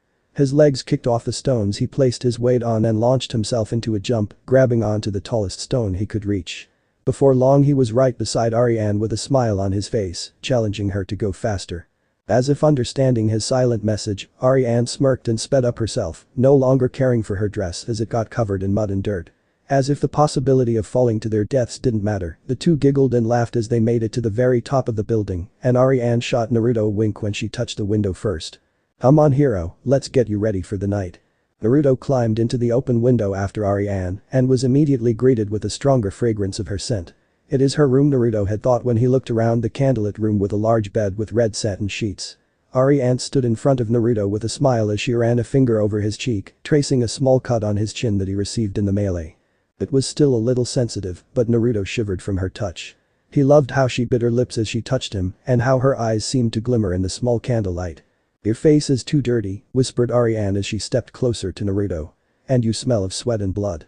"At least it's not my blood," Naruto mused, not slightly bothered by her words. "But I agree it is a bit much, do you have a small bath I can use?" Wordlessly, Arianne turned and walked towards a small room connected to the main area, her eyes locked with his the whole time. Naruto smiled and followed along, his eyes tracing her luscious hair as she brushed her hands through it and let it rest over her right shoulder, revealing her slender neck. The heavier scent of perfume struck Naruto when he stepped into the smaller connecting room, and a small pool of a bath was located in the middle of the room. The water was barely steaming but was clearly hot, as if someone had just placed fresh water in it, and there was many flower petals floating on the surface, like a rainbow given form. Arianne walked behind Naruto and snaked her arms around his waist, her fingers playing with the strap of his pants. She rested her chin on his shoulder as she untied his strap, all done in silence. Naruto's pants hung loosely around his hips as Arianne shifted her focus to his blade, which was still strapped onto his bare torso. The long sword was a little heavy for her, but she managed to rest on against the wall. Her warm breath tickled Naruto's ear as she worked her way around him, and after what seemed like an eternity, Naruto's pants fell to the ground. "How old are you, Naruto?" asked the princess as Naruto heard silk strands being rubbed against one another. "My 14th name day just passed last month," replied Naruto, feeling her silk clothes brushing against his bare back. "How old you are, my lady?" Arianne leaned up and whispered into Naruto's ear, "My 14th name day just passed a few days ago." She leaned closer to Naruto, brushing against his back, but instead of smooth silk, Naruto felt two soft mounds press against him, two distinct hard points. "People always say I look older than I am, maybe because I think more maturely, I don't know, but I'm glad people think I look womanly." "You are beautiful, my lady." Naruto sounded very genuine and honest, his voice conveying deep emotions, "Truly beautiful." "Thank you, Sir Naruto." After using Naruto's new title, Arianne gave him a small push, gesturing him to the water. Naruto stepped into the water, feeling the warmth envelop his feet and shins. It already felt good, it had been several days since he'd had a proper cleansing. He heard Arianne step in after him, her arms still around his waist and her fingers still tracing his chest. Naruto knelt down to one knee before sitting down fully into the bath. The hot water brushed through his dirt and blood-covered skin and sent chills down his spine, but none more so than Arianne's body brushing against his. "You know, I was actually worried about you when you fought," whispered the princess, breaking the silence. "The moment the gates opened and the men flooded in, I saw blood spraying everywhere and people crying out in pain." Naruto remained silent and listened. "I saw swords go through men and axes have men, and I had no idea where you were. Those people were too slow to hurt me." Naruto cleansed his arms as he felt Arianne wash his back with a cloth. Most of them were fools to enter the melee. Arianne gave a small laugh as she continued to wash his back. "I know that now, but for all I knew you were being trampled by 200 men and was too hurt to cry out in pain." The blonde closed his eyes and chuckled. "But then I saw you stab the first man who charged at you with a giant battle axe and kill the second man who was stupid enough to attack you right after you killed the first." Arianne's voice was turning huskier by the second. "You were so manly and powerful, I couldn't believe that you were able to jump so high and punch so far that the tall man blacked out in an instant. It wasn't too hard, it was a toothpick holding onto two small toothpicks." The princess giggled and shifted her body, her legs each to one of Naruto's sides, as her arms snaked to his front. "You are too modest, do you realize that you actually became one of the most famous men in King's Landing today?" Arianne started to rub Naruto's thighs where her cloth as she spoke. No man had won more than one event before, and you speak of it as if it's nothing special. Naruto traced his fingers along Arianne's arms and smiled. It's not as difficult as you would expect. Where did you learn to shoot an arrow or fight like that? As I have told you, I learned how to use a sword the same time I learned how to run. Naruto placed his hand on top of Arianne's as she washed his body. By my 5th name day I was fighting against men twice my size, while they tried to steal from my aunt, and by my 8th I was off hunting wild boars and bears with hunters employed by my aunt. Those tasks were a lot harder to do than these tourneys. Naruto smiled at the memory of lies and his aunt, though I was a lot better than those hunters and thieves. You must have been a popular young man back in lies, suggested the princess as she started on his other leg. Did you ever get a lucky night with a horse? Naruto chuckled and shook his head. Sooner my aunt would have my head. The blonde brushed some water to his shoulder and face as he smiled. She would always keep the whores away from me, even when I left for King's Landing, she would always order me to stay away from whores, she thinks of them as dirty women. Well, she's not wrong. Arianne's breath now felt cold on his wet skin. Just think about how many men those women have been with. The princess was done with his second leg and moved on to his chest. And you're a knight of the king now, so you have to choose a woman who is suitable for your stature. Naruto smiled and nodded. Well, that's enough about me, tell me about you. There's not much to tell, really. Arianne ran her hands over Naruto's muscular abdomen as she spoke. I am the daughter of Prince Doran of Dorne and I grew up in a castle. I've always had Tyne and Sorella with me, so we are all like sisters, and we would always imagine what the outside world would be like, said the princess sounding very excited. As princesses we never get to leave the castle as much as we'd like, and this is the first time we've been outside of Dorne. So where'd you learn how to climb so well? Asked Naruto with an amused smile. Arianne giggled and rested her forehead on Naruto's back. I would always sneak out of my room after dark by climbing out my window, and after so many years of doing that, climbing up the sin is easy. The princess sighed as she brushed her lips against Naruto's shoulder. There would always be soldiers training in the courtyard at night, and I would sit on one of the taller roofs to watch them train. For some reason I've always admired strong men. Just as Arianne was finished with Naruto's torso, he turned around. The water splashed as the young man's eyes locked with the princess's own, not looking anywhere else. He sat down again, sitting in between the princess's legs and leaned close to her. He still had a smile on his face, but the princess looked surprised and even mildly shocked. She looked into his eyes at first, but clearly several stolen glances were almost too obvious as she tried to not look down. She stared back into Naruto's eyes, but appeared to be a little annoyed. Look at me. The princess demanded. I am looking at you. Arianne shoved Naruto back, making the water splash against his back. Look at me, not into my eyes, me. With a distance between them, Naruto could no longer just look in her eyes, everything else were in sight. Her slightly tanned skin was perfect, completely smooth and creamy, her hair was a little damp and clung onto her skin, which only made her look more desirable. Her womanly parts were already blooming, clearly beyond that of a normal girl of her age. Dark and large nipples greeted Naruto's eyes, and her breasts were perfectly shaped. Then, of course, was her most sacred part, which was in full view as her legs were still spread apart, with another patch beautiful black hair as a crown. Naruto breathed out softly, his heart already beating faster than it did during the archery final. I've been through almost every inch of lies and have seen countless naked women in it, but none were as perfect as you. Arianne rose from the bath, water still dripping from her body, as she stepped closer to Naruto. Seeing his eyes wander around her body, she smiled and sat onto his lap, letting his hard and hot appendage brush against her inner thigh. With all the dirt and grime off his face, Naruto was a very handsome young man, just like she had noticed before, and she planned to claim her prize. With a confident and reassuring smile, Arianne pressed her lips onto Naruto's and wrapped her arms around his neck. Her eyes were closed and her soft lips massaged Naruto's, and slowly she parted her lips to greet his tongue. She tastes like strawberries was Naruto's thought as he pulled the princess closer to him by her waist. Her tongue was slippery and warm, and her lips were moist and soft. Her breasts pressed fully against his chest, and her hair fell like a curtain around their embrace. You are an adventurous girl, muttered Naruto between breaths.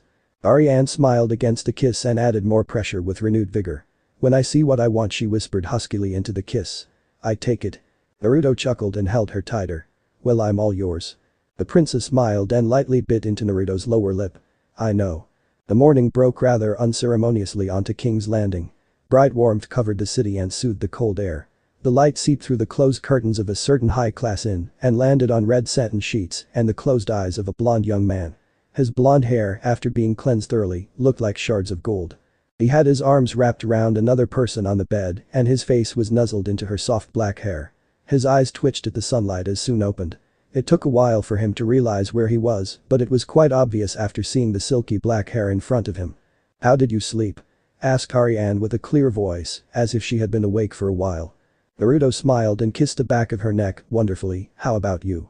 The young knight couldn't remember when exactly he fell asleep the previous night, but he remembered that he had a smile on his face when he did.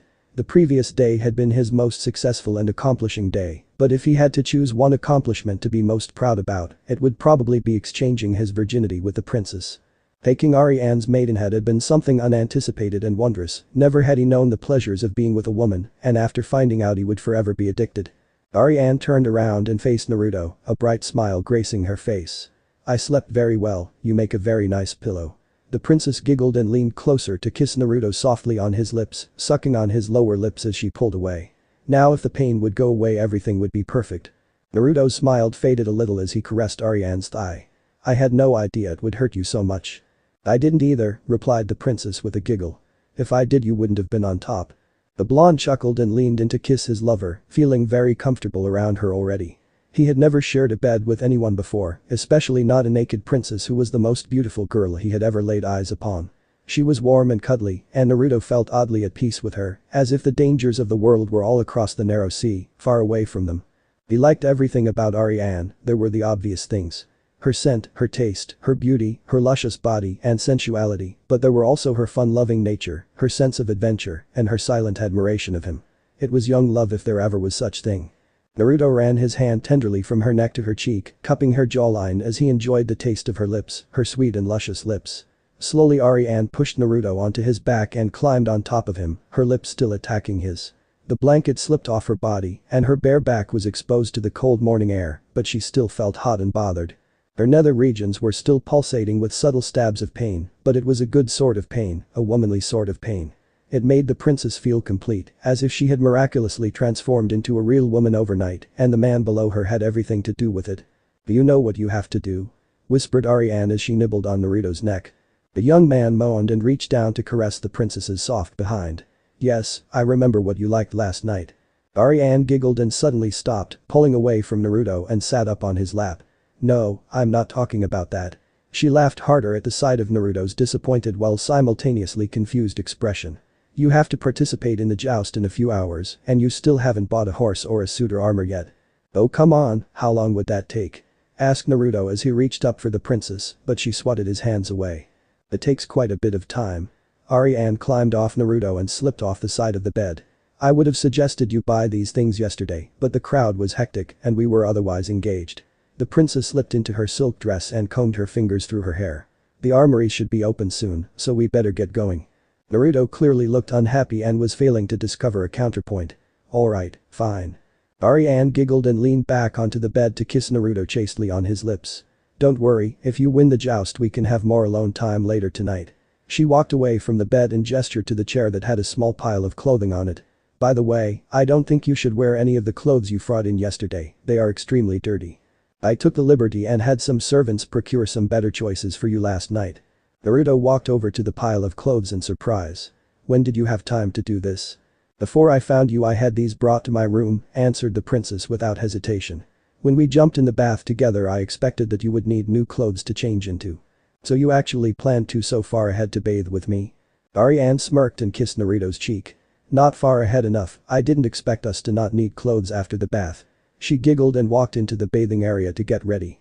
"But try those clothes on, I think you'd look good in them." Naruto heard Arianne step into the bath as he slipped into his new clothes.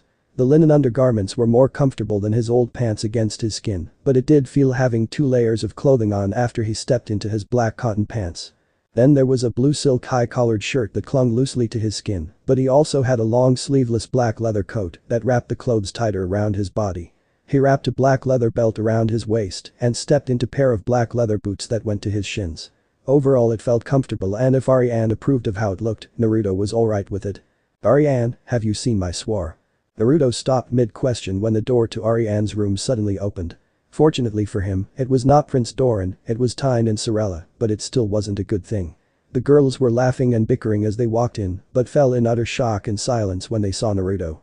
The young man had no idea how to react or proceed, so he stood there, in the middle of the room, counting his blessings that he had dressed in time and the girls hadn't seen him as naked as his name day.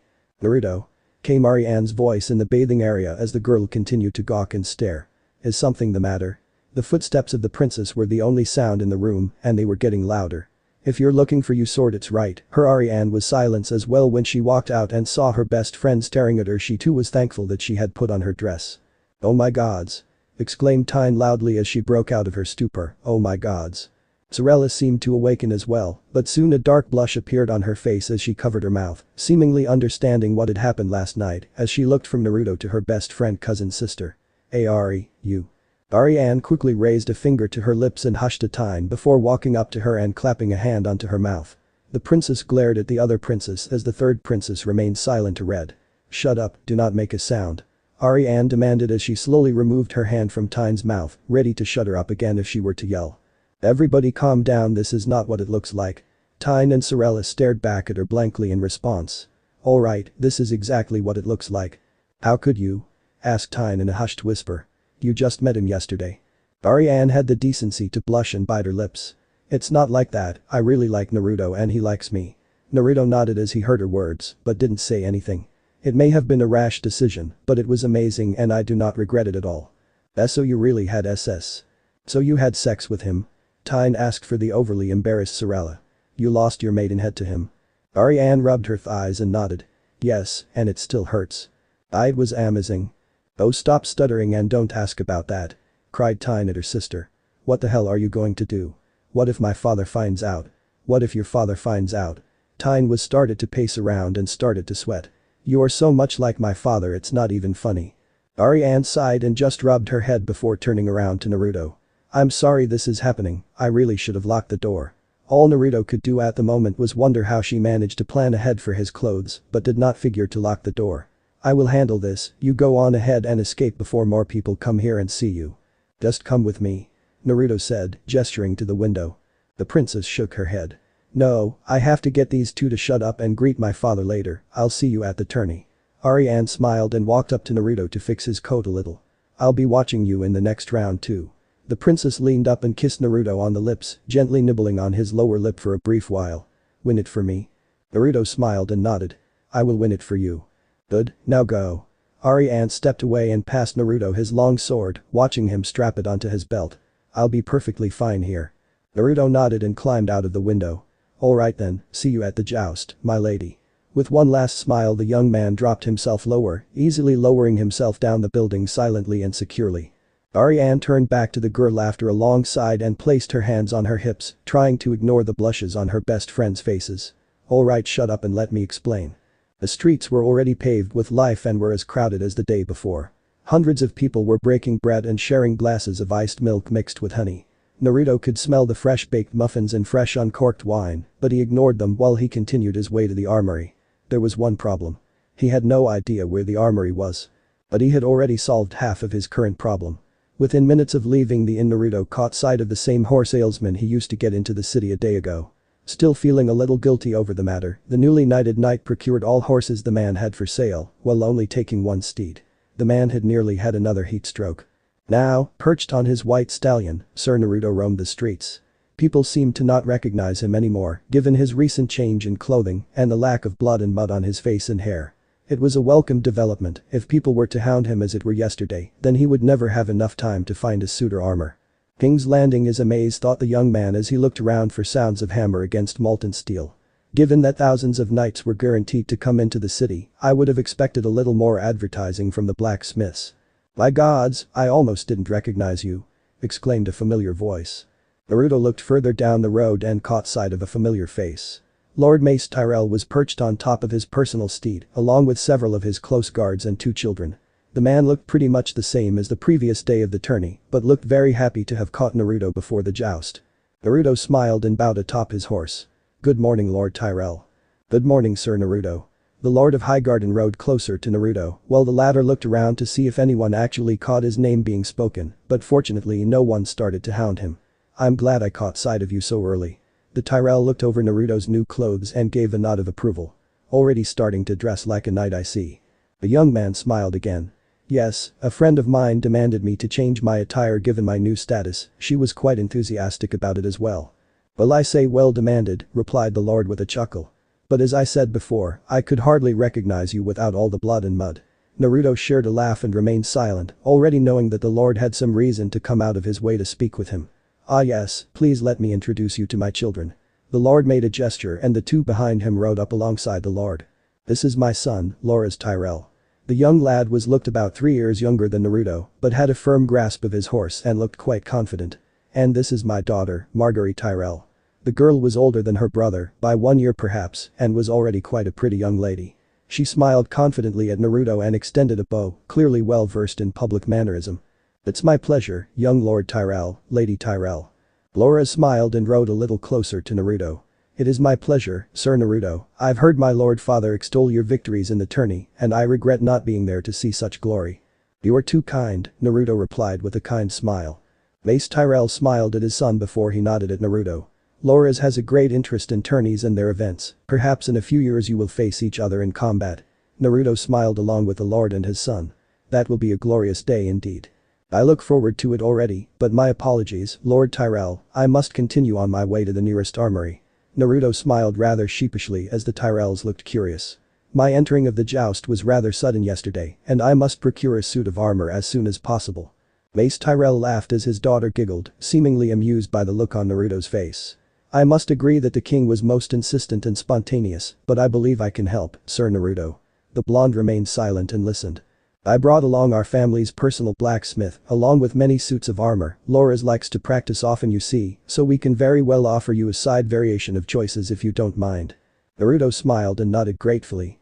I will gratefully accept, Lord Tyrell, that would be of great convenience. The man gave a boisterous laugh. Great, follow us, Sir Naruto. The tourney viewing area for the common people had almost doubled in size since the previous day. After hearing the news of the young hero who won both the archery and melee competition, was going to enter the joust had basically invited the entire city to come watch. People who came before dawn were rewarded with front row places, but most others were forced to stand amongst a giant crowd, barely able to see the mounted knights. The crowd was truly huge, stretching almost all the way to the Streets of Sisters, which was almost half a mile away. The pavilion had about the same number of people as the day before, but everyone was clearly more excited and awake. The king had arrived right on time, and his face was not red with wine, which was a spectacle to remember in its own right. The queen was also with him, looking graceful and elegant in her light green gown and very neatly dressed hair. The lords of the great houses were also perched upon the same places they sat the previous day, and it seemed they all had individual conversations with Littlefinger, while placing bets on their own. Once again located on the right-hand side of the pavilion, Arianne looked out onto the joust tilt, trying to find her lover. Over 100 knights had gathered for the event, 128 to be exact. It made for a perfect 7 rounds of jousting, a first round of 128, to a second round of 64, to a third of 32, to a fourth of 16, to a fifth of 8, to a sixth of 4, and finally to a 7th round of only 2. A simple and elegant system for the most anticipated and rewarding event of the entire tourney. But out of the many that had gathered on the field already, Arianne could not find her favorite head of blonde hair. Looking for someone? Asked Tyne knowingly with a scowl on her face. Arianne sighed and looked away. Will you stop looking like that? The princess frowned as she sat back against her seat. I told you already, I do not regret what happened last night, not at all. Tyne softened at the sight of Arianne's expression. It was amazing and he was extremely sweet and gentle, just accept it and stop pestering me about it. Tyne reached over and grabbed onto Arianne's hand. I'm not trying to pester you about anything, but I am scared for you. Arianne didn't look back at Tyne, but seemed to be listening. You are the daughter of Prince Doran and the future ruler of Dorne, so your maidenhead is extremely valuable, and if that's not worrisome enough, what would happen if you became pregnant with his child? Have you even stopped to consider that? Sorella sighed and leaned closer to the other two girls. What's done is done, there is no sense grinding on it, so just let it rest for now, Tyne. Seeing the expression on Arianne's face persist made Tyne sigh and nod in defeat. Alright, I won't speak of it again, but please answer me this question. Arianne seemed more interested and looked back at her best friend. Do you really like him or did you just find him attractive? I've been asking myself that question ever since I woke up this morning, and for a few minutes I wasn't sure. I mean, I've liked other boys before and I found them attractive, so I thought I just might have brought it a step further with Naruto, but that was not it. Arianne smiled and touched her lips. I really felt something in my heart when I kissed him before he left, something I've never felt before, so yes, I do like him, I am sure of it. Tyne smiled and nodded. Alright, I'm glad. The princess smiled back before staring at the field again, me too. Sorella smiled, happy that her two sisters were back to normal. She leaned closer to them and giggled, gesturing over to the knights. Come on, I think they are starting. 3 fences had been set up for the joust, so 3 matches will be happening at the same time at first. The first batch of knight had already started to line up along the ends of the fences, some already holding their lance in position. The cheering started to fade when people realized the knights were getting ready and the people on the pavilion sat to the edge of the seats to watch. Then Arianne saw him. She almost missed him, and she was glad she didn't. Naruto looked great in his armor. The young man was wearing a full set of obsidian black armor with royal blue trimming. He sat on a white stallion and held a long lance in his hand, seemingly weightless sitting in his strong grasp. He hadn't placed on his helm yet, which was a simple structure with blue tracings along the side and visor. He was lined up along with countless other knights, and it was almost his turn. Arianne had no idea if Naruto had ever tried jousting before, but she learned after watching him in the archery and melee events that Naruto had a tendency to surprise people, so she would hold her faith of him. You can do it, Naruto, I believe in you. Naruto had spent the last few minutes watching the knight in front of him joust, and it seemed quite straightforward. With the fence in between, the riders controlling the horses would be very simple, and with the wooden lance, no one really had to worry about death, so it was fairly safe. Overall, Naruto thought it was quite boring.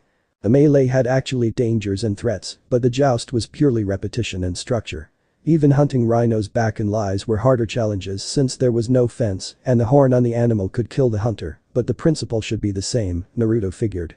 When the target was in range, stab with the lance, as simple as that. Soon it was Naruto's turn. Sir Naruto of Lies.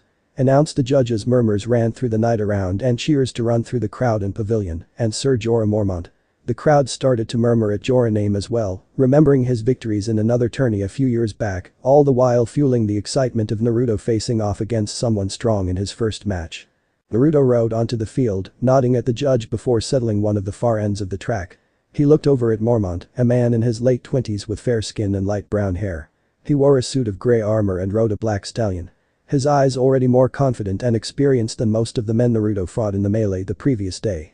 The blonde looked at him for only a few more seconds before putting his own helm on, allowing the cold steel to cover his face as he looked through the visor. His own breathing became louder inside the helm, but he heard the call of the trumpet loud and clear. Just like he would back in Lies, Naruto kicked the side of the horse and his steed galloped down the track just like Mormont was doing at the same time. Then he saw her, or her shade of black hair, the same shade he woke up to in the morning. With a smile on his face, blocked by his helm, Naruto thought, this is for you, beautiful. Holding his lance in an upright position, Naruto continued to charge. The speed of horses was slower than he could usually run, so it was easy to time, and Sir Mormont was becoming larger in his eyes by the second. 3 counted Naruto mentally. 2 he thought as the sound of Jorah's horse became louder. 1. With a grunt of the lips and a flex of the arm, Naruto's lance shot out, as if trying to pierce a rhino. It smashed into the breastplate of Jorah Mormont. Splinters of wood exploded from Naruto's shattered lance, and it blocked parts of his vision, but he could clearly see Mormont on the ground and his horse on its side.